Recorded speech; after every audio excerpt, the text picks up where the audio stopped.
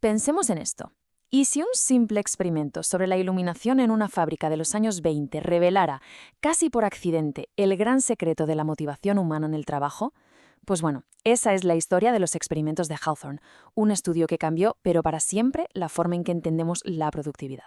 Así que todo empieza aquí, con esta pregunta que lo cambia todo. O sea, ¿y si resulta que el secreto para que la gente rinda más no es la eficiencia pura y dura, ni tener un supervisor encima, ni siquiera el sueldo?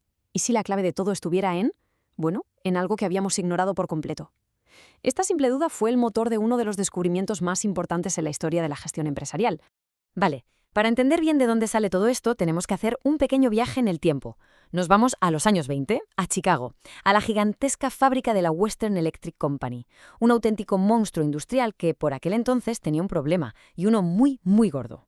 La fábrica funcionaba bajo las ideas del famoso Taylorismo. La teoría era, sobre el papel, perfecta.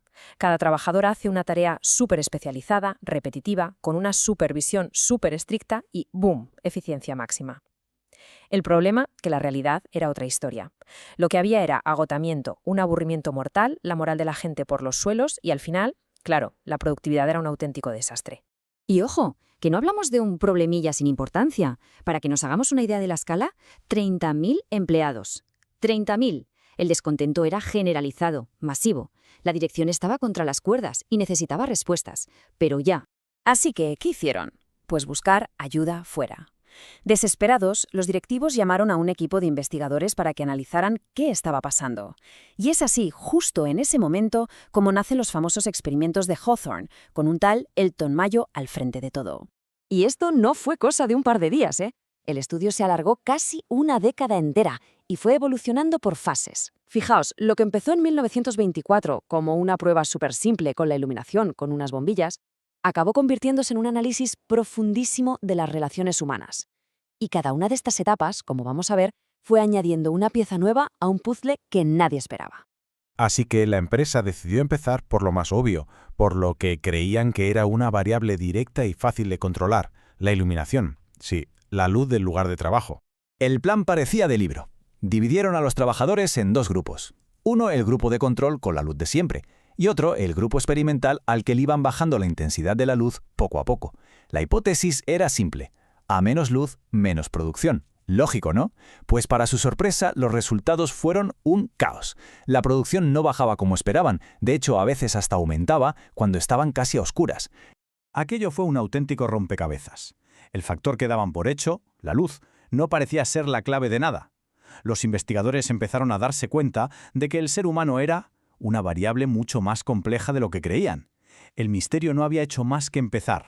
Después de este primer fracaso, la empresa diseño del nuevo experimento fue súper meticuloso. Se eligió a 6 operarias y se las aisló en una sala de pruebas especial. 5 de ellas montaban los relés y la sexta les iba dando las piezas.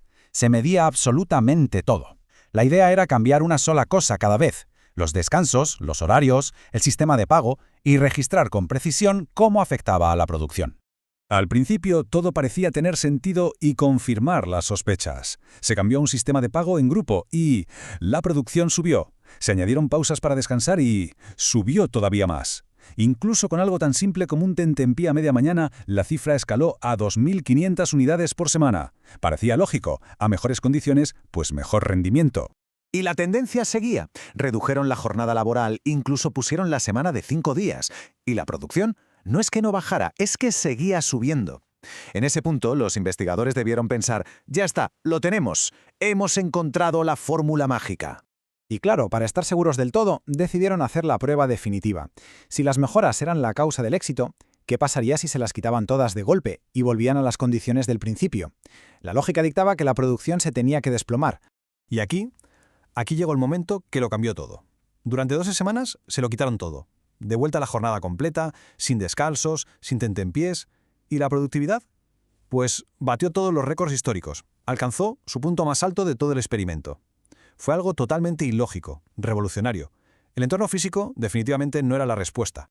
Para asegurarse de que aquello no había sido una simple casualidad, replicaron el experimento. Esta vez con otro grupo de trabajadoras, unas que cortaban láminas de mica. Y los resultados fueron los mismos. Confirmaron lo que ya sospechaban. La productividad seguía subiendo sin importar las condiciones.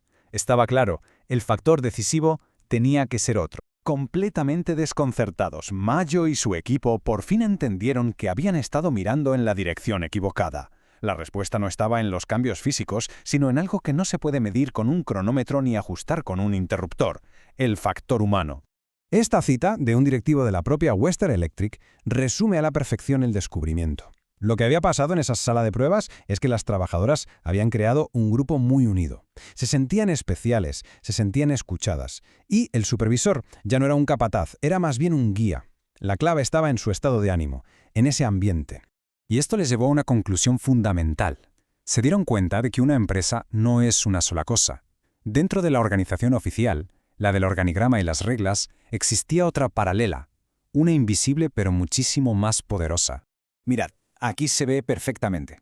Por un lado, la organización formal, la que está en los papeles, y por otro, la organización informal, la que nace de las relaciones entre la gente. Y esta última tiene sus propias reglas, sus lealtades, y demostró ser el verdadero motor de la productividad en Hawthorne.